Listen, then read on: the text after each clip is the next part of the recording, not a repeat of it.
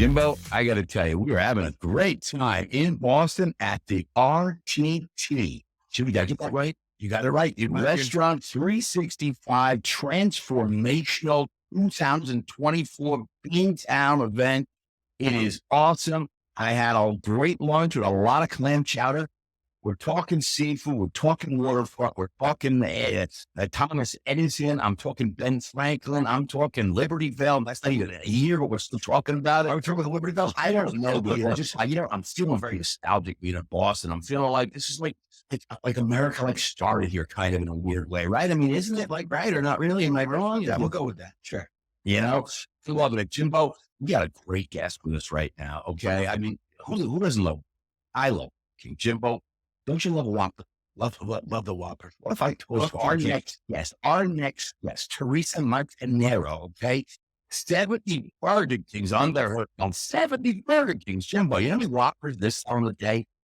A lot of Whoppers? A lot. At least got to use the information. What is it? Teresa, listen, it's great to have you here in Boston. Great to have you here on the hospitality hangout. Give us a brief introduction about yourself and hey, get into the restaurant business and selling Whoppers at 70 locations. And this is Shatsy's Fraser Crane moment. This is like when he's going to get to know you. And Teresa, we want to know how many Whoppers you guys sell. But yes. Well, I didn't know there was going to be a test. Yes, there's a test. There's no test. There's no test. There's test. But yes, my name is Teresa Montanaro. I am the regional director for JSC Management for Burger King in New England. So I oversee 52 Burger Kings, but our company has 70. When will you be taking the other 18 Burger Kings? And I mean, it seems like you have 52 and some other person has 18. It makes sense. Well, actually, you can go 52 to 70. Am I right? Yes. The company that Teresa worked with is JSC Management, and they have Rhode Island, Massachusetts, Connecticut, and New York. Teresa's got Rhode Island, Massachusetts, Connecticut. So she's taking the extra stores. She's coming out of New York. Oh, and she's not going to be happy about coming to New York. No, it's great. We want to come to New York. Why don't we ask Teresa what she wants to? Then we'll talk to that JSE management company. Okay. Well, we have a rock star that runs them in New York. So my counter regional director, Mackenzie, out there is doing a great job. So we're just going to build 18 more. All right. Now you're talking. I love it. All right. Shout out to Mackenzie over there running those 18 stores in New York. We love it. So, Teresa, how did you get into the business? I know you had your own, and JSC acquired the company you were working with. What made you start in hospitality? What brought you to the industry? Well, I was pretty much born here. Born here. I started when I was 16 as just a regular employee and just grew and developed. Burger King? Yep, at Burger King. I love it. I got to tell you, if I tell you how many times we have guests on and they started, as a minor. Yeah, dishwasher, porter, busboy, cashier, whatever it was. I love it. We had a group podcast once where 6 of the guests all started as dishwashers. And actually it leads me to believe, and I have conviction that yes, of course we have work to do, but I also think it's one of the most democratized industries, and how many people rise up and take on leadership positions having started, whether it's a gig or the first job. I mean, like I started, busboy and barman. I was thankfully underage a lifetime ago when I started in it. So I totally get that. Teresa, I wanted to ask you about, and I think we're going to have some fun with this because Brandon is really into the technology side of the industry, and specifically launched our investment business because we felt that a lot of software and a lot of solutions were being pushed upon us, and not necessarily from folks that understood the pain points or the challenges or even the opportunities and the workflow. Ultimately, how could tech help us and be an ally as opposed to, being some of a burden? And when we were chatting, I love that you guys are actually very tech forward. You talk a little bit, for example, about how you're leveraging, AI, which is such a big buzzword. Every time Chance and I go to an event, we play a fake drinking game or sometimes a real drinking game. Every time someone says AI, we take a fake sip. But talk about how AI maybe is influencing your business. And we'll talk about some of the other technology that we discussed earlier. Yeah, I feel like a lot of companies are scared of the word AI. We're very forward with it. We use technology to help us track how our teams are engaging with the guests. We monitor what they say and how to teach them to be better at it. But the artificial intelligence screenshots, if they're doing everything right to serve hot, fresh foods, make that Whopper hot, if they're shaking their fries, salt in them. So it's been a valuable tool, and all of our leaders have access to it. Now, wait, Talking to Restaurant 365, what are you using for R365 to make the date better? We actually are using everything from 365. So we are accounting, we are daily ops, we are schedules. So we've been able to integrate quicker inventory, scheduling, labor. We have the labor tool. So we are definitely, 365 has definitely made our day-to-day operations easier. How long have you been using a platform like R365? Well, you've been in the business since you're 16 years old. You probably Been in the business for 4 years. so she's been in it for 4 years. So when you started the business, I mean, what was your point of sale system like, and how have you seen technology change and evolve? Because you worked at Burger King and was like, what was it? Was it a cash register? You had that kind of thing? Well, Or this was like, before credit cards. So, but inventory was on paper. You wrote it down, you did the math, what you took in. so you you've had really to, seen it all at Burger King. You've seen the evolution of the technology. So how long have you guys had embraced a platform like R365? well, we've been with R365 specifically for about a year and a half. That's a long time. That's a really long So time. we've really, So and that's a lifetime of restaurant. yeah, so we've mastered and they work to build out to our needs. And we're growing and changing with them every day. So What I love is here we are at the R365 tour, the RTT. And I love when you say that. yes, Jim. and Teresa, later today, she's on the main stage. She's speaking to the audience here. She's become she and JSC management become super users of R365. And that's why Alex brought Teresa up to say, we're going to chat about what they're using it for. Well, I think this is like this should be, you know what we should be doing right now with Teresa? We should test it out. Like if you're going to be on the big stage, what are you talking about? Like let's pretend you're on the big stage right now. Hey everybody, like right now on the big stage. Teresa Montanero. All right, Teresa Montanero, come on out here. It's on the big stage. Now, what are you going to say to me? It's like say, thanks, good to go.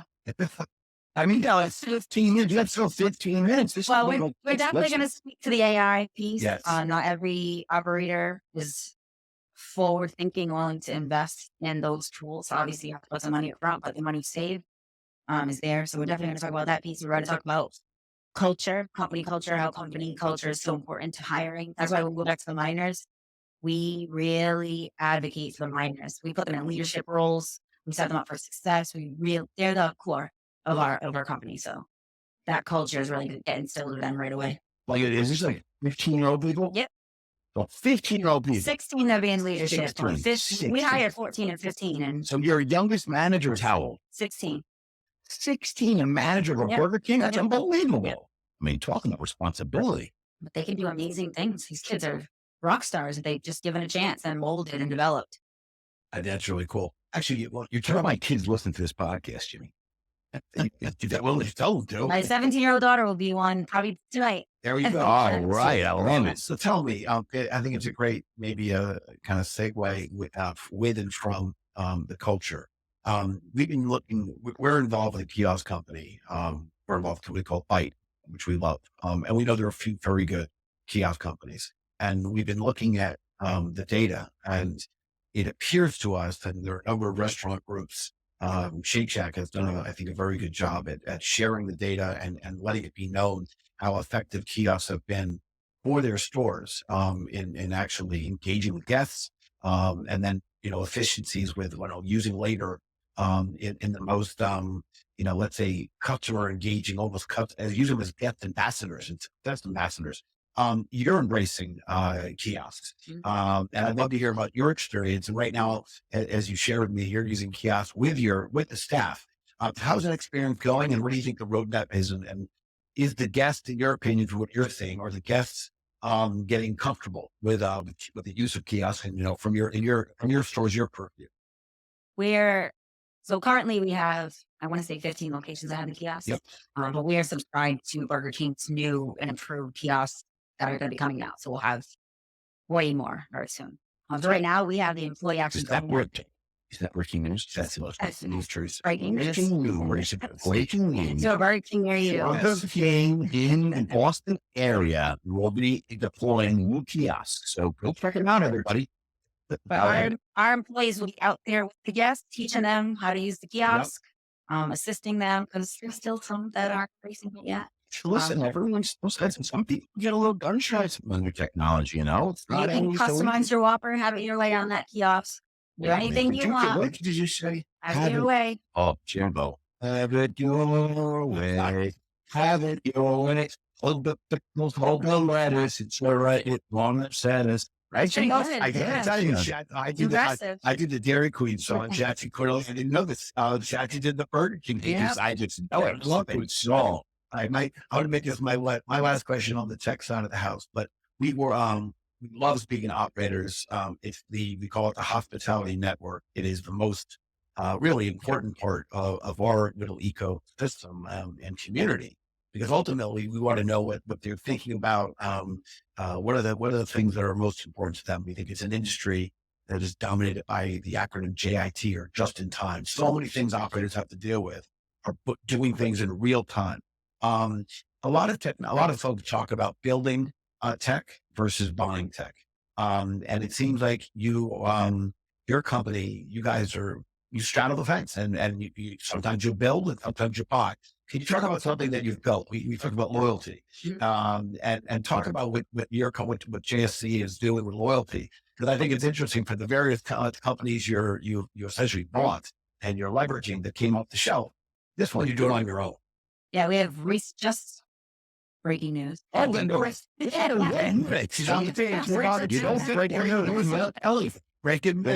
news right now, Mac. Teresa, I think going live to you right now. Teresa, what's the news? At any JSC location, you come in, we'll give you a card. You subscribe to our special text offers that will come right to you, that are more than you can get from Burger King, with savings and discounts at JSC locations. So this week, Burger King Plus, if you will. Correct. I love it. I love it. I love it, Jimbo. I mean, Teresa, she's taking breaking news out. She's throwing down. I was like, oh, we can play dudes with break. Yeah, let's play it. We're rolling out our own JSC loyalty program. Yes, And again, I love when companies say, yeah, these things will buy and this thing will build, and we'll have our own, and we'll create our own community with our guests. Teresa, clearly you can tell that Chet's and I like to banter, like to have a good time, or at least hope you think we like to banter. But we also learned after only 150 podcasts that sometimes our guests have a question for us. So with that in mind, we're going to kick off talking back. We're going to pass the microphone to you. I like to say nothing's off the table. If there's a question you'd like to ask of us, we'd be happy to answer it. The microphone, Teresa, is yours. Oh my. Put you on the spot. I would like some breaking news. Do you have any to offer? Breaking this. I will tell you, I'll break a little race. Well, it's kind of like it was already kind of cracked, and now we're breaking it. Let's do it, baby. We're really excited about. We've done a lot of, we have 49 portfolio companies, and 47 of them fall into the category of either technology and really dominated by B2B SaaS, and we're also and have a half a dozen innovation companies, which we define as where hardware meets software, or the IoT. We're really excited about charging ahead with our first emerging restaurant fund, and really working with brands that we think are leading into tech.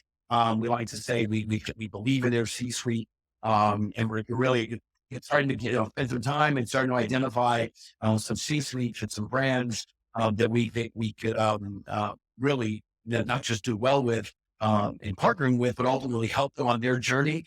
To be clear, be really supportive of their journey. So meeting restaurateurs left and right and trying to figure out the first few that we'll be getting behind. So that is is Burger King an emerging brand, and just qualifies emerging. I don't think Burger King necessarily qualifies already emerged. I think it may have emerged. The fact that you know the jingle, you know the song. I think you have to hang out like that. I think once you say you emerge. I love it. This is exciting for us, because this is migrating not just tech, but ultimately kind of filling in or completing the flywheel of tech forward operators, and now getting behind them and hopefully going to contribute to the growth of their organization. Jimmy, what's that sound? Oh, that's a few. What's that sound? Teresa's legs are moving. Gino is the food. Jimbo, the emerging game shop. It's time for the food service Tuesday trivia edition. Teresa Montanaro, are you ready to win some fabulous prizes? Oh, We got my. great prizes. Yeah. All right, we got great prizes here. It's the Food Service Studio Trivia Tuesday edition here in Boston, Beantown. Listen, Teresa, I'm going to ask you a question that we already surveyed 100 billion people through LinkedIn every Tuesday. We asked 100 billion people a question. I have the 4 top answers on the board. I'm going to ask you and Jimmy, I'm going to actually give you the answers, and you tell me which is number 1. Okay? Okay. Jimbo, get your buzzer ready. I'm ready. Teresa, buzzer ready. All right. Which was the first food eaten on the moon? Was it ice cream, bread, pickles, or, but you didn't get that. I already know number 1. And this is the other one. Or bacon. So I get Hey, it. go. Teresa, guess. Ice cream. I'm sorry, Teresa, you are not going to win fabulous prizes today. You can steal it and you can take all fabulous prizes on trips. And I got to tell you, Jimbo, a lot of really great gifts. I have to say, I was told, I know ice cream is wrong. I was thinking ice cream is frozen. You take, I thought the words were what? If we get those frozen, then I'm going to think smoke, because that's what jerky lasts forever. I'm going with bacon and smoke. Jane, Jimbo, you have not been good at the time today in Boston, but right now, you have just won a giant salad. Well, Jimmy, you have won fabulous prize with a new Tesla straw. And a trip to the Whoppers for a family. Jimbo is going to be getting it with cash money, but $40,000. Oh, that's fabulous, Jimmy. Specifically, bacon and was accepted as the first food consumed on the moon, according to science writer Amy Shira-Pickle, to meet with a confidant on various moon missions. That is no longer the case. We don't know what it is now, but I'm going to say it's probably ice cream. So, Teresa, you really were a winner at the end of the day. Listen, everyone, I just want to say one last thing.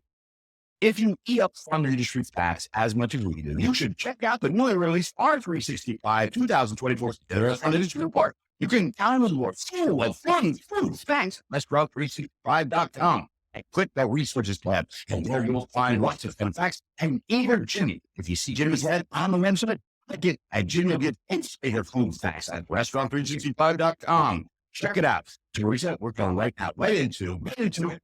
Branded Quickfire. Are you ready? Teresa, this is the literally Branded Quickfire, okay? podcast segment according to Michael Schmidt. He's the number 1 quitter. 60,000 people said last month that Quickfire is the greatest thing they ever learned. It's Quickfire Boston Edition. Are you ready, Teresa? Yes. All right, here we go. Favorite restaurant chain starting in Boston? Is it Legal Seafood? Who knows? Victory Grill? Or Tucci's or Papa Gino's? What is your favorite? What is my favorite? Yeah, favorite. Yeah, this isn't Jimmy's favorite. This is your house. Well, those shirts, where you can do right if you want. You want to work? I'll take it. Everything is. Well, it's not nice. I can say this in Boston. It's good stuff. What TV show set in Boston? Cheers. Sabrina the Teenage Witch, Alan McBeal, or The Apprentice. Sabrina the Teenage Witch. I knew it. Well, I don't have a soundtrack, so I only have this. Jimmy, I serious. Yes, she's a PTP. Yes, I don't have it. You got shows from nice and Yeah. So But Sabrina the Teenage Witch is awesome. if you come back tomorrow, I'm going to have the Steve go for Sabrina the Teenage Witch. Okay. I thought you were going to say cheers, so I went with cheers, but I was wrong. Okay. Favorite Boston-born celebrity? Is it Marky Mark Webber, Will Thurman, Ed Norton, Barbara Warren, Conan O'Brien? Definitely Marky Mark. Oh, yeah. How good is Marky Mark looking like that? I will tell you. I mean, the guy, honestly, for a 7-year-old guy, he's unbelievable. All right, ready? Red Sox, Celtics, or Bruins? Well, Patriots. Red Sox. If you're a challenge, Jimmy, you can be for the best time in the world famous Boston Marathon. Jimmy and I are going to run the marathon with you. Who had better odds of beating? You, me, Jimmy. Boston Marathon is a long run. It's a cold day. It's about the distance of a marathon. Jimmy just ate at Legal Seafood. I just went to Papa Gino's. You were at the Legal Seafood Grill, and now we're going. Who are you going to beat? I'm going to beat both of you. I love it. There you have it. Teresa Montanaro is going to kick one of our asses in the marathon. Jimbo, I love it. It was great having Teresa as a guest on the Hospitality Hangout. Doesn't get better than this. Doesn't get better than that. Am I right, Jimbo? I agree. Teresa, thank you so much for sharing some insights, sharing some stories about the tech you guys are embracing. One last one. One last one. One last one. Yeah, you got how many Whoppers you guys sell a day? I love a lot. A lot. A lot. Come on, you got to give me a lot. I mean, in your 70 stores, how many? I mean, you have 52. Now you're A taking, day? now you're taking the question A week. Yeah. Just a number that Jimmy can sink his teeth into it in his headline this week and say, hey, you know, the Whoppers they sell for this. Teresa dropping comments. I'm good. I got a shout out for Teresa for this weekend's newsletter. All right, well, listen, this was great having you here and looking forward to hanging out with you later. Yes, thank you. Awesome. Teresa. Thank you, Teresa.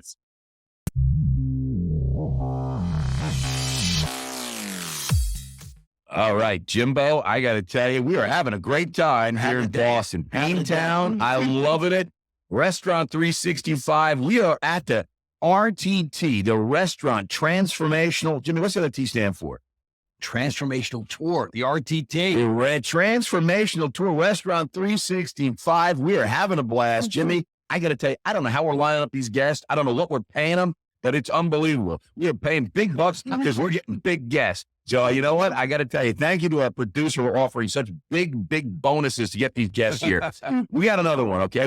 This is a rock star, Jimbo. I mean, I know we've had rock stars in the past, but not like this. Jennifer Chavez. Hello. CFO. Jimmy, you know what that stands for? I do. That's the Chief Financial Officer. You got that one right. Yeah, Chief Financial Officer of G2G Management. G2G Management. You may not know what that is, Jimbo, but I do. You know what it is? They run like 40,000 Denny's around the world. Number like seems high. Seems high. Well, it's a lot, but it may not be 40,000, but I just know it's a lot of Denny's. And Jennifer Chavez is the CFO, the Chief Financial Officer. Jimbo, you're the finance guy, so you can appreciate what Jennifer does. And I do. Jennifer, before we get into it, okay, we'd like to know, how did our guests get to the position they're in? Where did they start? How did it all come about, right? Okay. So let's just talk a little bit about Do it. Jen, okay? You grew up in Mexico. I did. Early teens, you moved to California. You're like, I got to go to Hollywood. I want to make movies. I want to be a movie star. I want to be a singer, a dancer. And at age 14, you come to California. You don't speak a word of English, so you're gonna make movies, but it's gonna be hard because you don't speak English. Spanish movies. So you make Spanish movies. So you're like, and then you find Hollywood's not making a lot of Spanish movies. So you're like, I gotta learn English. So you learn English. You go to college. You graduate from California State University over in Northridge in 2002, just a few years ago. Never thought you'd be a CFO. You thought you were going to be a movie star. You're making Spanish movies, for crying out loud. Right? But no, that's not what happens. No. You fall in love with Denny's. You go to Denny's and you're like, I love Denny's. I'm going to work at Denny's. And you get hired by G2G in November of 2023. And the rest is history. Take it away. Let us know how much I got accurate there. That was very accurate. Jimmy, Very accurate. Yes. And I emphasize very. Yes. You did your homework. Thank you. Tell us about yourself. Yeah. So I did grow up in Mexico, and I got here when I was a teen. I came here looking to make a living, not movies, just my mom came over 2-3 years before we did. I may have gotten that wrong. No movies, Okay. just, trying to get away from poverty, really. And just put myself through college, worked full time, went to What was your school first job? What was the full-time. first job for you? I was a waitress at I a love it. retirement home. I love it. So Yeah. you started right in hospitality. So Started you're writing waiting tables, hospitality. and once you got in, you're like, forget Hollywood, forget movie. Forget. I'm sticking to this. I love it. I love it. Yes. So I put myself through college and then got married, ended up moving from California to Nevada. Now I've been in Las Vegas, Nevada for about 18 years. And here we are. I love it. I started as a staff accountant, worked my way up in different industries. So what was your first? So So from being a server at the retirement, that's your first entree into hospitality. Yes. What was your first opportunity to start, working with numbers and start getting into the financial side? So I worked at Karl Storz Imaging, which is a German-based company. So it wasn't hospitality at that wasn't point. It was just hospitality. got it. Yeah, and I was a staff accountant there. And I've worked in a lot of different industries. Right. Banking, manufacturing, technology. Yeah, Jimmy did also. He was a banker, but you know what? Hospitality just sucks you back in, man. It does. It sucks you back in, man. So G to G, you guys are the largest Denny's franchise in America, or you're certainly one of the largest, right? One of the largest. One of the largest, okay. And you also have Coco's Bakery. We used to. We Not don't have anymore. Coco's. Forget Not Coco's. anymore. Well, edit Forget that right out. No Coco's Bakery. It's bad. But let me ask you something. So you're in Las Vegas, Nevada, Mhm. and you've got all these Denny's. What brings you to the conference here in Boston? What brings you to Bingtown? Can't be the weather. Is it the Where- chowder? Is it the clam chowder? The clam chowder. Jimmy, they definitely. all come to the chowder. They all come as a chowder. No, we are implementing Restaurant 365 right now, and we're in the middle of implementation. We wanted to come and check out what else is out there for Restaurant 365, what other, we're implementing the accounting portion. So we wanted to come in, see what else is out there for operations love and it. everything else. But So, really, you came here to be on the podcast. I mean, that was the real draw. Am I right? for sure. I Yes, needed, for this conversation that she's having right now, you got the answer right. She- Yeah, she- No, I mean, because I know Just for Jennifer this. was Yes. never coming to this conference, but then when she heard the hospitality hangout with I- Shatsy and Jimmy, she was like, I must go. I You know. told your husband, you Yeah. told the head of family, I'm leaving. I'll be back in a couple of weeks. I got to go. I need to be in this podcast. There Thank you go. Jennifer. I Yeah. appreciate it. Good answer. This is the kind of guest we need, Jimmy. You know what? This is our kind of guest. Actually, this is our kind of guest for so many reasons. I talk a lot about while our industry certainly has work to do, as so many others do, and improve upon. But I still love that this is one of the most democratized industries and stories, Jennifer, like yours, about starting, front of house and being a gig or a shift worker, and now becoming the CFO. Again, of one of the largest Denny's franchise groups. Great story. Great story. Great I story. mean, look, Thank you. isn't Thank that you. what it is? I mean, I'm going to be a little nostalgic right now. Well, is that what America's all about? Stories about immigrants who have come to the United States, not just to better themselves and their families, but now you're a mentor to others. And I think that's incredible. Listen, we are very active in the tech space. We do own and operate. We're a small operator of some stores, restaurants, all in New York City. Mhm. But we love what's going on in this digital transformation. And that's one of the reasons we're such a big fans of R365. But can you share a little bit about the role that technology, maybe is currently playing in how you're running your area? And you're obviously getting to know R365. They're good friends of ours. Well, we're huge proponents of what they do for operators, but talk about your department and what tech is doing for your needs. I'm definitely a big advocate of technology. And, staying on top of technology just gives us better data, gives us better information, gives us faster, accurate information that we need to provide our operations with, our owners with. And so I'm always a big advocate. I've been in quite a few implementations in my other in my other job.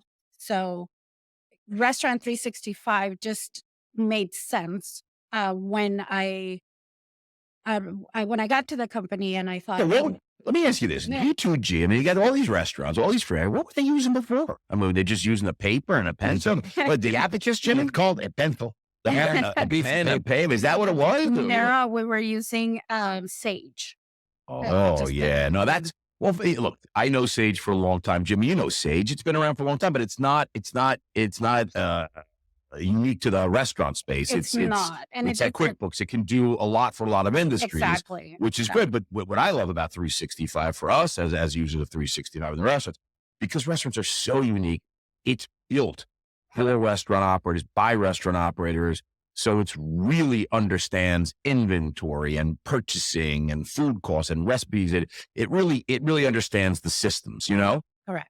And it You know- gives you a lot of data. A lot of Dude, Jimmy, now you're talking Jimmy's language. That You start is- throwing data out. Jimmy starts getting crazy. I will say, I am loving that our industry, because I left this world for quite a few decades and went into other, the financial markets, and returned to it. And I was always amazed at how, not just how antiquated and analog, the industry was from tech. And clearly that's changing rapidly, and a testament to R365 for their transformational tour, the digital transformation.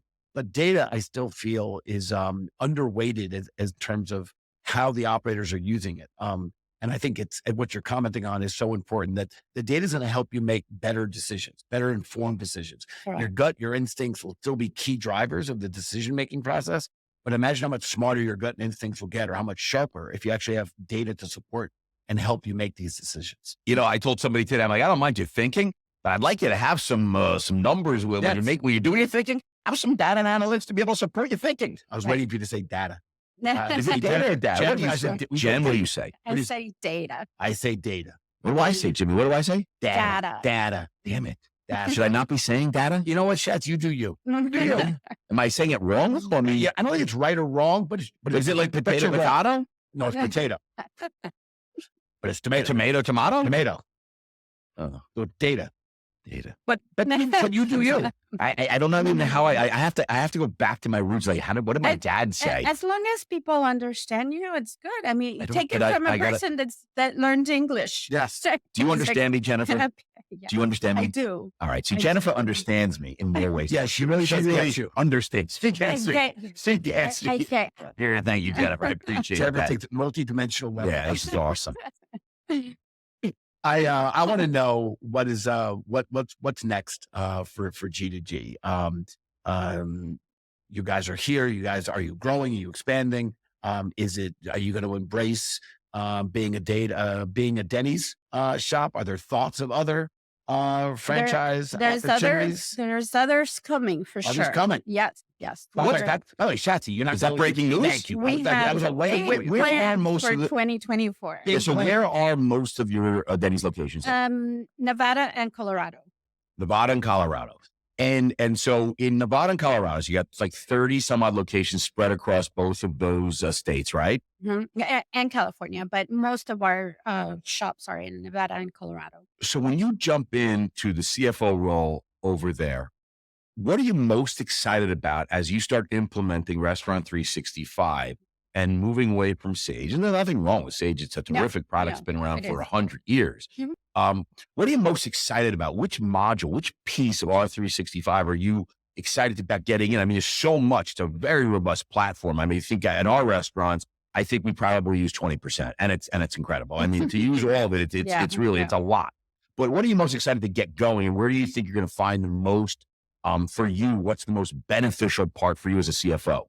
I believe dashboards is going to be a big thing for our owners. I'm always, I think accounting is more of a service department, right? And I want to provide all of operations and HR and the owner. I want to provide them with great information, with up-to-date information, with accurate and very detailed information. They don't have to that call you and can- ask you for a quote. They have a dashboard, Exactly. log in, and they can Exactly. see everything at their fingertips. And in most cases, it's real time. Yes. Yeah. In most real cases, a lot time. of it's real time data. I mean, you could see sales. I mean, you could see a lot of things as they're happening, which to me is unbelievable, because back when I started, I mean, you got to wait for your accounting firm to like do numbers and reporting and get your Right. quarterlies. I mean, now you could see, I mean, literally what's happening. And I think what's so important is you could really make actionable decisions before it becomes, a black eye. It's a real big problem. You can catch it Yeah. early on and react fast. So you see something happening in real time. It's going, it's not working right. You can fix it, Exactly. which I think is awesome. I I mean, think Jimmy, it's this going got to get be a you. This big got to get you difference. excited, Jim. By the way, what word did Jennifer just use? Dashboards. Shatsy, who do you know that loves dashboards more than me? Nobody and what loves is- lists and Yes, dashboards. what is a dashboard? It lists. It's a capturing lists. I love lists. My team is nauseous with me. But you can see right at the fingertips. You can see labor reports, Yes. food costs, beverage costs, all these different things at your fingertips and react, which I think is awesome. Yes. Agreed. And I think it's going to be, it's going to make a big difference for our owner and for operations. I think it'll help you. Like you said, you got big plans for 24, which I'd like to dive into. Like what I think this is a tool that's going to help you grow because you're going to bring more money to the bottom line. For sure. So what are the big plans? Where are you opening? She's not giving you. She's not going to be. You going to give it to her? You going to tell them the brand? Yeah. I love it. Jimmy, don't make her feel like that. Sarah Jennifer, All right. What are you doing? We're expanding into Kiki's restaurant, which is look at big that. brand in Florida. And Yeah, how many stores they got? They got over 50 in Florida. Yeah, I So, like it. yeah. And you're bringing it to Vegas? Bringing it to Colorado, Vegas. Bring it to California, to Vegas. Vegas and Colorado. And Colorado. Yeah. Wow. That's very hot market. That's breaking no, news. those- It is breaking news. It is breaking news. It is breaking news. So when is the first store going to open, do you think? Probably sometime this year. I love it. And like, I think the Can thought. I say some of the things? Yeah, sure, of When you course. do the store opening, Schatz and I are free sometime this year. They're free. Perfect. Yeah, we'll come out. We'll do Got that. it. We'll do the hangout big from the scissors, big ribbon cutting. There Oh. you go. Yes. Jimmy. I've never used a big pair of scissors like that. Yes. I've always wanted to have that giant Yeah. scissor, You open Yeah. and cut the Is ribbon. it scissor or skizzer, Jimmy? I think it might be skizzer. I think you're right. Scissor. You see? Yeah, you're right. I told you, it's not data, it's data. Data, data. We tried to speak. Be Steve Martin skizzer. It's definitely skizzer. Well, anyway. No, we just opened and Denny's late last year in December. So I got to use You have to use the big Those- scissors. big scissors. Love the big yeah. scissors. Jim, but what's your favorite Denny's item? What's your favorite Oh, Denny's you kidding me? menu? There's the OG of the Grand Denny's. Slam? We're in Flint. Yeah. By the way, my grandmother, whose birthday was just actually, would have been, she would have been 112 this week. She used to take my brothers and I to Denny's. Mhm. And we used to get the Grand Slam, which I thought was, she lived down in Florida. We were in New York City. She'd take us to Denny's. Yeah, And we thought yeah. the Grand Slam was just like the most awesome thing. It had everything. It's like a Grand Slam. They took It the is Grand the Grand Slam. Slam, yeah. How many? Let me ask you. What's a Grand Slam going for these? Oh my gosh. Now you're putting me on the spot. I don't know that. Give me an idea.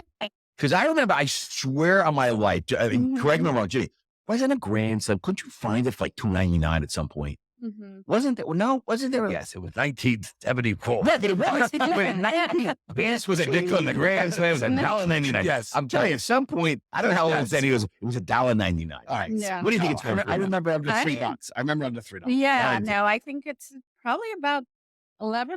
Yep.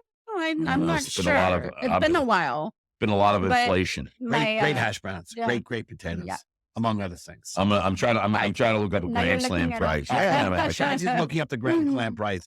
I want to kick into one of our favorite sections. It's not as good as Shatsy sections, but it's one of my favorite sections, Okay. which is talking back. It's a great section. It's a great section. We Shatsy and I like to banter, chit chat, but we learned along the way that sometimes our guests have a question or two for us. So we're going to pass the microphone to you. Actually, you have a microphone. Hey, what So is we're- this? Look at this. Grand Slam pack. Oh, that 8 like a buttermilk family pancakes, pack. 8 scrambled eggs, 4 bacon strips, 4 sausage links, and hash browns. Serves 4 to 5 people. Jimmy, you can do the math though. It's $31 for the Who people. told you what I had for breakfast? I was at, That's down for 4 to 5 people. That's this. At 4 to 5 people, 1 Jimbo. Yeah. That's what, $30 for, so, what is that? So it's like $6. 6 and change in, Yeah. in that package. Yes, That's a lot. That's a lot of food. it's a lot of food. I love that Value. Grand Slam. All right, we'll go talking back, Jimbo. Good. I Talking digress. back is we're going to pass the mic to you, and you could ask us any question that you may like. I certainly want to say nothing's off the table. Jennifer, the microphone is yours. I'm going to ask you a question that I ask in my interviews when I interview people. What is, if you could pick an animal that you would be, what would it be? Oh, I like it. Do Jack, it. you want to go first? I know what I'm going to say, but I might have to change it if you go first. I'm thinking on one hand, I'm thinking like, what's the cutest little animal I know? And then I'm thinking like also like, what's a scary animal? Like it was a Which way did hairy we go? bear. It was a scary bear. You don't like that song, Jimmy? I don't think I have that song. I mean, Sorry. I think I like the little monkey. Little monkey. Little monkey. Monkey. Yeah, I have no reason why. I just think they're cute. Is it cute? You know what? Listen, I can't disagree with your Wait, answer. you're lying. I can't disagree with your answer because it's your answer. But I got to tell you, when I'm asked that question, Mhm. I default. I got my that answer's in my pocket. Got it. First of all, it's gonna be a dog. And by the way, it might be my dog because I have to say, where the monkey, that little monkey lives, either in the wilderness or in a zoo. And that little monkey is often protein to a larger animal. So no matter what animal you pick out in the wilderness, I think you basically come up with two choices. You're either the predator or the prey, or you're in a zoo. And if we're in a zoo, by the way, I mean, I've been to a zoo with my daughter. It's a lovely place, but I had to say, my dog sleeps in the bed. My dog gets so much love, attention, My dog and is food. my baby. So I will say, I want to be a dog now. The wolf is tough as can be, but you know where the wolf ain't sleeping? He's not sleeping in my bed. He's not getting fed scraps off the table. Eating you. Yeah, so I'm telling you, if I have to come back as an animal, I would like to come back as a dog because a dog is a member of our family. Yeah. And I'd like to be part of the family. So there you go. That's my answer. Good answer. There you go. Do you hear anything? I know what that means. It's time for me to talk You know about that, dogs. Jennifer, you hear that? I hear it. I hear it. It sounds to me like it's time for the Game Service Food Trivia Tuesday edition. Boston, R365. We're here right now with Jennifer Chavez. And I got to tell you right now, we are about to play the food service feud. Jennifer, are you ready? By the way, how many times Steve Harvey has know. sent me a letter asking us to stop doing this? Never. Never, but Steve, please call me. Yeah. We love that. All right, Call me, Steve. We've asked over 30 billion people on LinkedIn. Every Tuesday we ask, and we ask for their top answers of a question. Okay. I'm going to actually give you the top answers and you're going to pick the one that actually is the number one answer. So I'm going to give you 4. You're going to pick number 1. Okay. Get your fake buzzer or your pretend buzzer, whatever you want to do. Jimmy, are you ready? I'm ready. Jen, are you ready? I'm ready. All right, here we go. Which was the first country to set the minimum drinking age to 21? Was it the Netherlands? Was it Scotland, England, or Germany? Jimmy, did you get your buzzer? I'm going to hit my buzzer. Jimmy, just beep in. Jimbo, what is your answer? I have it down. I think I got it nailed down to 2. I'm not. And you only get 1. Jimmy. I know, but I'm not touching the Netherlands or Scotland. Because I got to tell you, I might think they have drinking. I don't know if they have drinking ages. I'm going with the Germans. The Germans started it. And Jimbo is wrong. Oh, Jen, you can man. steal and win fabulous Fabulous prizes. Fabulous prizes courtesy of Restaurant 365. Restaurant365.com. I am going to go with Netherlands. And it's not the Netherlands. The correct answer would have been England. How did down 1 to 2? Wow. That doesn't make sense. I feel like they That does drink not so make much sense. over there. Yeah. That's why they just ruined. Like that would have been like, we're going to do That's something. why they did it. People aren't doing it for class. You got to do something. Well, Jimbo, you know what I'm going to say? If you eat up fun industry facts as much as we do, you know what? You should check out the newly released Restaurant 365 2024 State of the Restaurant Industry Report. That's right, Jimmy. You can download the full report through My Fun Facts at restaurant365.com. And Jimbo, do you know how much this thing costs? Sounds Have very your expensive. credit card ready, everybody. Yes, very expensive. Free. You go to restaurant365.com, and for the big price of $0, you can get the entire State of the Industry Restaurant Report from them. And I got to tell you, a lot of resources. If you go to the website, you may see a picture of Jimmy. Click the picture of Jimmy, and he will give you a lot of fun facts and his favorite food and where he likes to drink and his favorite beverage of choice. All right, listen, we've got one more segment to go. Are you ready? Let's do it. Branded quickfire, okay? I am going to add Boston edition, okay? I know you're from California.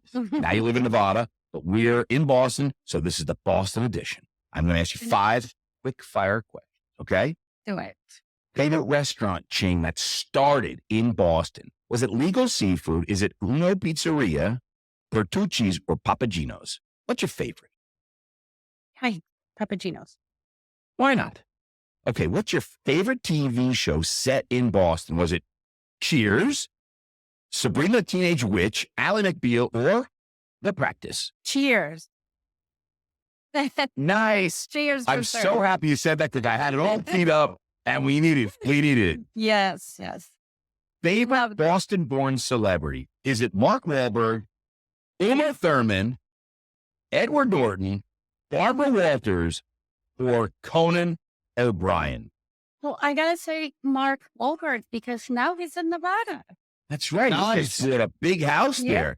Yeah, that's right. He knows how to save money on Of taxes, that course. guy, right? Yeah. He's like, I ain't paying those California taxes, right? Yeah, no, I totally hear you. I love it. I love it. All right. I know this is hard for you because you're out in Nevada and you're from California, but I'm going to ask anyway because you're from Boston, okay? Mm. Red Sox, Celtics, Bruins, or Patriots? Oh, man. No wrong answer here. There's the wrong answer. No wrong. Bruins. Why not? You going to Yeah. Bruins? Are you going to the Bruins I'm game tonight? going Nice to the hand. game Nice. Well tonight. done. Nothing like yeah. a hockey game. And I tell you, a Bruins game's a lot of fun. They're crazy. They're like Philly. Like Philly? They're crazy. You Yeah. haven't been to Golden Knights game, though. That's true. No, but I've been to the stadium. Gorgeous. Gorgeous. But I saw, there's a guy I saw on Instagram. He's somebody at I don't know if they pay him or whatever, at the Golden Knights. And like they play music. He takes his shirt off, starts dancing. He's always the Golden Knights game. All right. Here's where things get a little crazy. If you were to challenge Jimmy or I to compete for the best time in the Boston Marathon, we're going to run in the Boston Marathon. You, me, and Jimmy. We're all three of us. We're going to run the Boston Marathon. Okay. Who's better odds of beating Jimmy or I? Atlantic. Jimmy, just started last set. Oh my goodness. I think you'll come in first. Who? You. I'm in second. You Yes. first And then place. Jimmy very second. fast. Yeah. And I'll come in like Because 10 you're at or Denny's having the Grand Slam. 20. Let me tell you, Yeah. look, Jimmy's at Denny's having a Grand Slam. Yes. I lost interest after the first mile. I don't even know where I am. Maybe I'm at Cheers having a beer. I got to tell you, I'm not running in the marathons. I'm being chased. I'm not running. What's that joke, Jimmy? What's that joke you have about the sneakers and the bear? Yeah. I like that joke. The two hitchhikers, and they're in the woods, and a bear comes upon them, and one guy's like, "There's a bear. What are we gonna do?" And the other guy's taking off his hiking boots, putting on his running shoes. Like, what do you do? You can't outrun the bear. And the guy goes, "I have to outrun the bear. I gotta outrun you." Exactly. That's Exactly. I got to tell you, Jennifer, this was awesome. It was awesome having you here. It's so exciting to have you on the Hospitality Hangout. Love what you're doing. Congratulations on all the success. Thank you. And can't wait to get you back on the Hangout after you get R365 implemented, all these new restaurants open, to find out how great it's been, you know? Yeah. Have a great time tonight at the Thank you. Bruins game. Thank Let's go you. Bruins, Thank you. all right? Thanks so Yeah. much. Thank you, guys. Can't believe I just said that with go.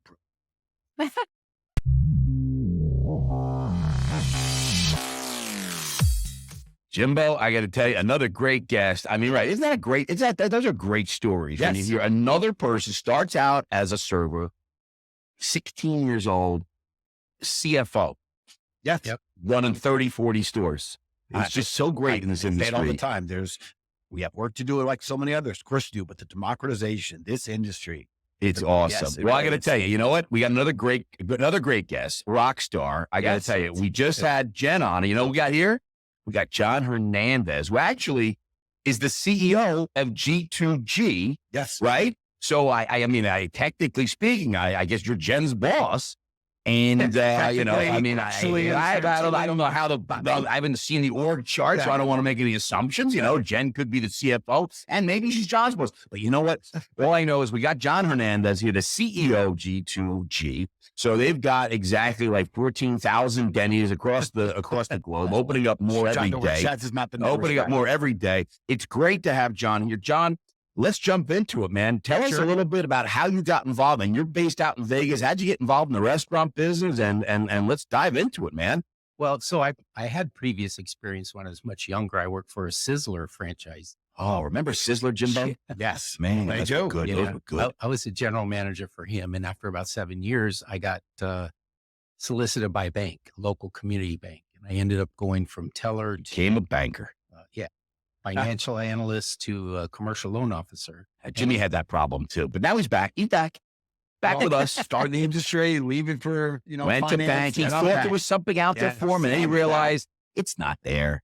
Well, what it did provide for me was a good background in financial statement Of analysis. So while I was there, I was asked to come to work for Vince Pierre. At the time, he owned 13 Burger Kings, and he came to me and he said, I was his banker. And he said, Wait, so you were his banker. You Yeah. were Vince's banker. yes, I love this. I love this. Okay. we actually went to get a loan, or I was presenting a loan proposition for him. He'd been a customer of Crocker Bank, which was predecessor to Wells Fargo, for many, many years, paid back loans, reborrowed, paid it back. And the bank was going through a thing where they didn't want to lend to restaurants anymore. So the loan got declined. I was frustrated. I said so to Vince. He said, well, I need a controller. Can you come work for me? And at the time he had 13 Burger Kings. And he said, don't worry. Well, I told my wife, I'm not going to build anymore. We're just going to do the 13 units. 7 years later, there's 30 Burger Kings, 4 Denny's. He got involved in the Denny's business. So I spent some time with him, 7 years, 8 years, left and did my own thing, started tax practice, got my enrolled agent credentials. And I have to tell you, 25 years later, I'm on a train going to the Franchise Tax Board in Sacramento, and Vince calls me out of the blue. We hadn't spoken in years. And he said, I always trusted you. I always was impressed by what you could do. I'd like for you to come back to work for me. Well, I was frustrated with my business, so I took him up on it. And at that time, he was in Laguna. He had 37, 38 Denny's restaurants and 3 Coco's restaurants. So was it that he was in Laguna that drew like, that sounds really Like a nice. nice place to be. Like, I've been to Laguna. That's a nice place to go. You're like, I'll work there. Actually, I went there with the intent of moving the operation to Las Vegas because I said to him, why are you paying California state income taxes on all of the money being generated by the restaurants in Nevada? Right. That makes no sense. So that was the plan. Within a couple of years, we moved everything to Las Vegas, and that's how I ended up in Las Vegas. And you've been there ever since. Yep. So wait a second. So Burger King was the play, and then Denny's came on later. Yes. And how did that transition happen? So there was the president of Burger King at the time, when Vince had his 30 units, 28 units, he ended up becoming the president of Denny's, and he approached Vince and asked him if he wanted to get in the system. They were, it was at a time when Denny's was going through a rough patch Right. on race, and they were looking for operators or franchisees that were, had some ethnicity. Mm-hmm. So that's, and he knew Vince was a good operator as a Burger King operator. Sure. So he invited him into the system, and he allowed him to buy a store in Riverside, California, and from the corporation, and took off from there.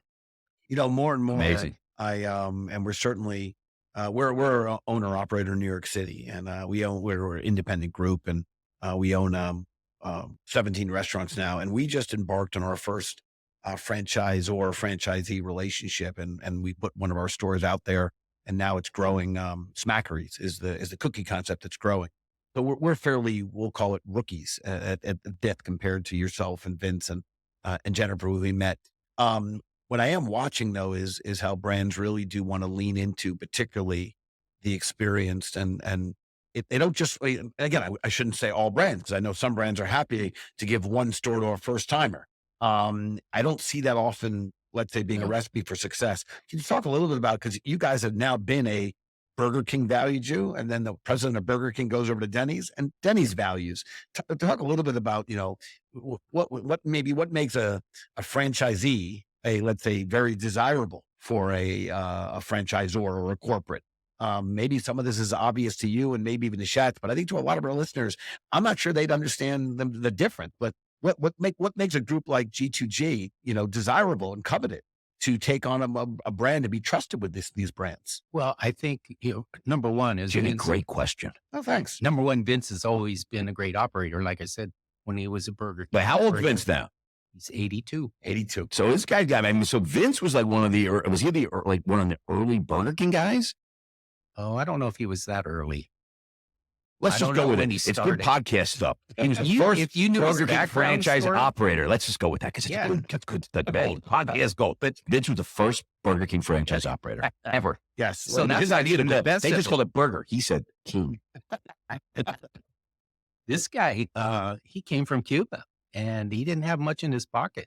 Started out as a dishwasher and became a Burger King employee. It's another one. Became Jimbo. That's another one. restaurant manager, and they actually came to him, wanted him to buy the Burger King in Rialto, California. Mhm. And he said, look, I don't have the money, but they ended up working out a deal. And he, and this guy was a dishwasher.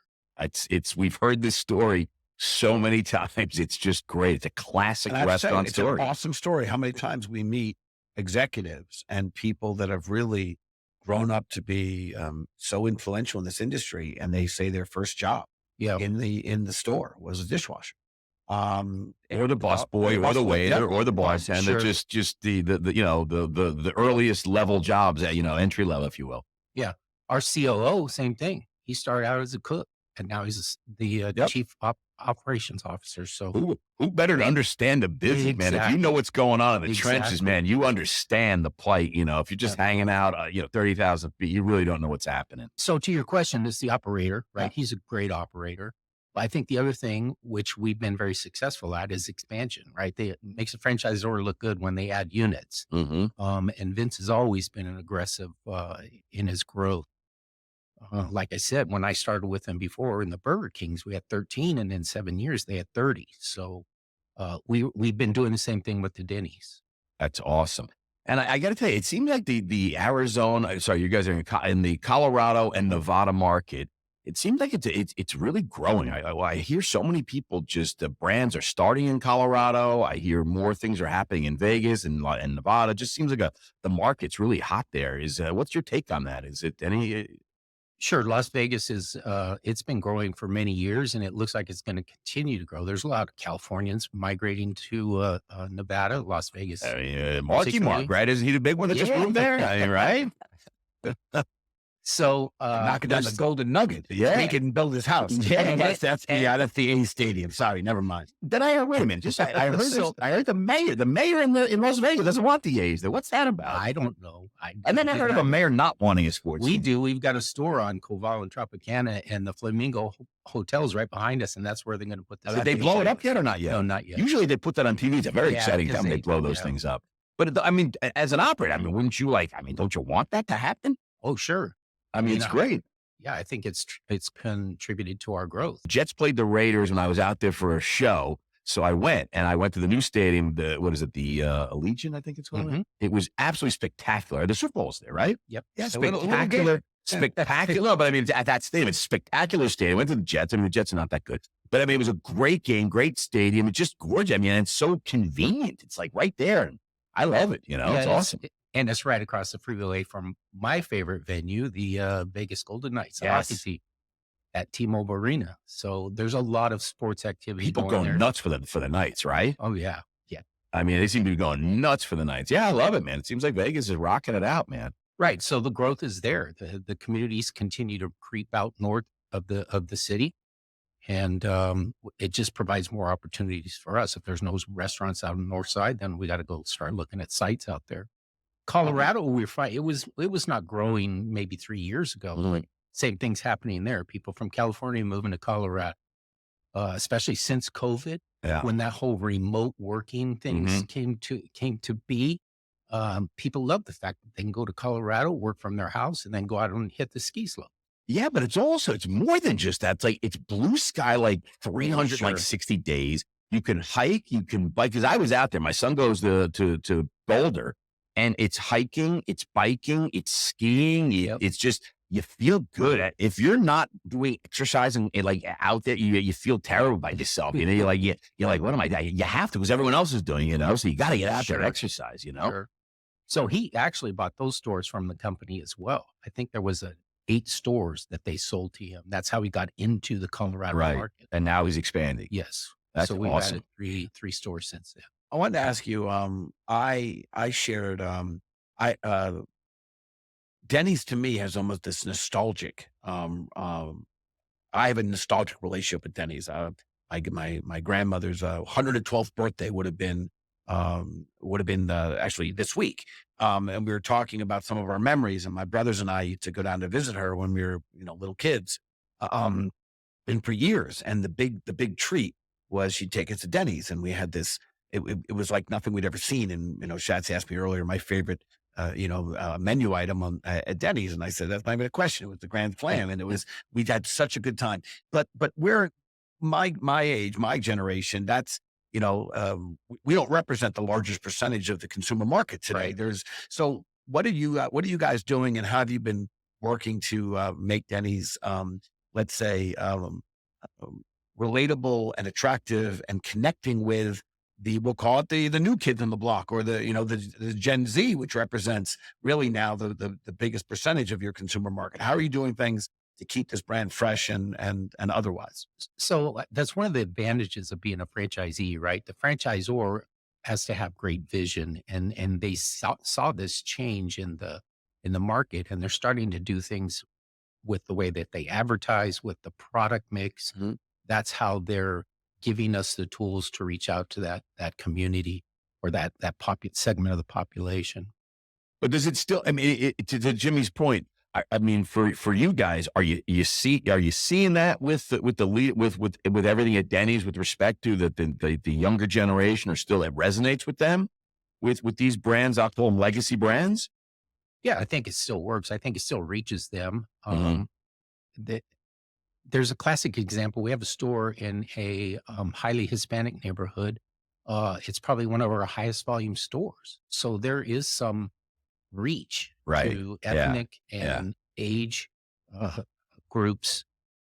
Do you, when it comes to like the advertising, the social media, is that something that you guys are doing like on the store level? Are you doing with a whole marketing team to make sure that you guys are hitting the TikTok and hitting the Instagram and hitting that stuff to make sure that the younger mobile phone kind of crew is it's hitting them?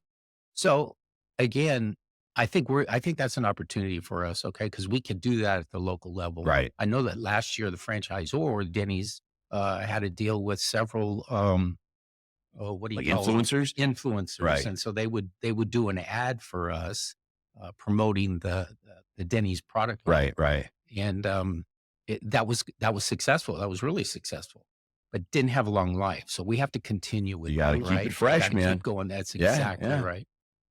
We have opportunities through social media, but I don't think that's why, as a matter of fact, we recently took one of our high executive level positions and turned it into a marketing position, because we want to focus more at the local store level. I love it. I really do. I got to tell you, I know that you've got a busy afternoon ahead of you. We were told very, very strict instructions, that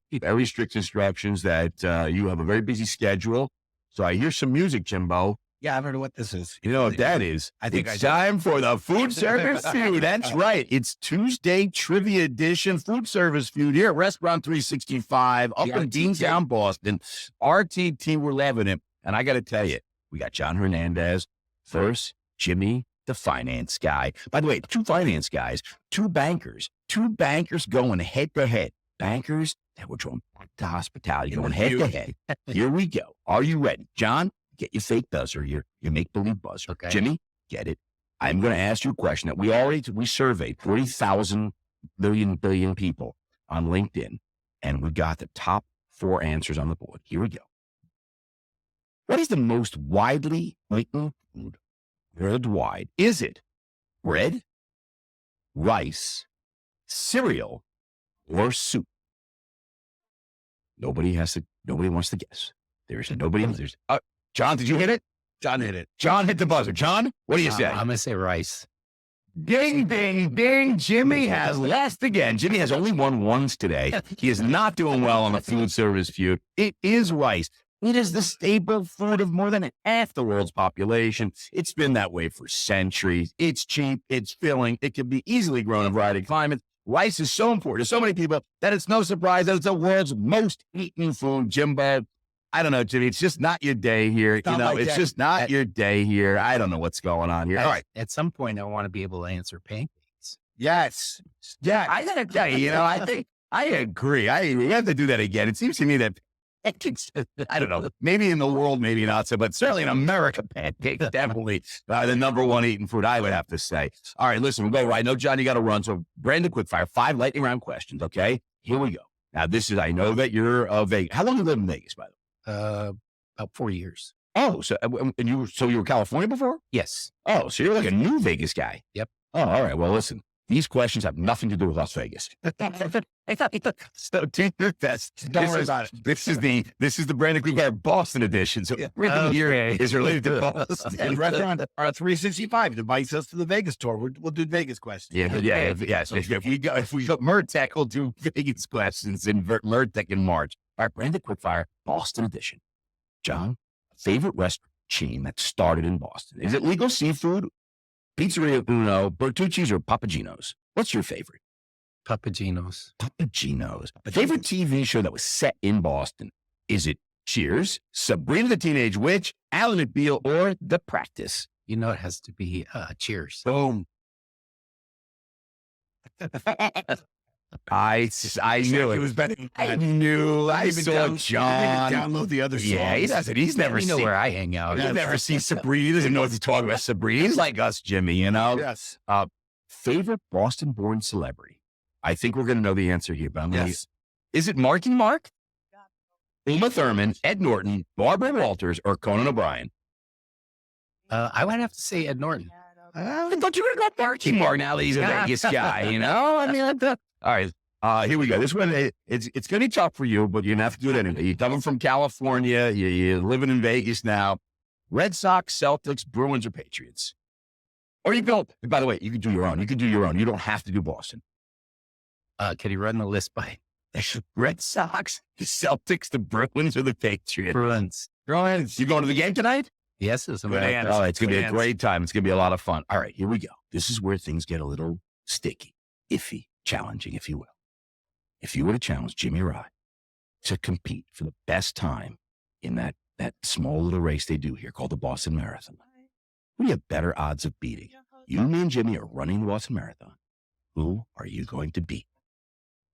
I would be last. Do you think so? Do you think I have a bad lower back and 2 replaced hips. There you So, All right, Chad. I wouldn't walk that you and me. All right, so it's just, Jimmy, you know me. I'd be at Cheers having a drink after there the you first go. mile, you know. So I think Jimmy would probably pull it. It'll take me a day. But I'll finish it. Jimmy ran the New York Marathon, so he knows a little something about it. That's right. So yeah. All right, listen, I know you got to run. This was great. Congratulations on all the success. This is awesome. Hey, we'll be out in Vegas in March. Hopefully we'll see you after. We'll go to Mertech over at the Paris. Great. It's always a fun. Look, don't sound so excited about that, John. John's like, great. I will not see you there. And if you're doing the podcast, don't ask me to be on it. This is No, this was great. He's like, I'm telling Alex right now that I'm canceling my Ross 365 subscription. I'm getting QuickBooks. Hey, this is great. Thanks so much, You man. guys Appreciate did. you. Yeah. Thank you. Thanks.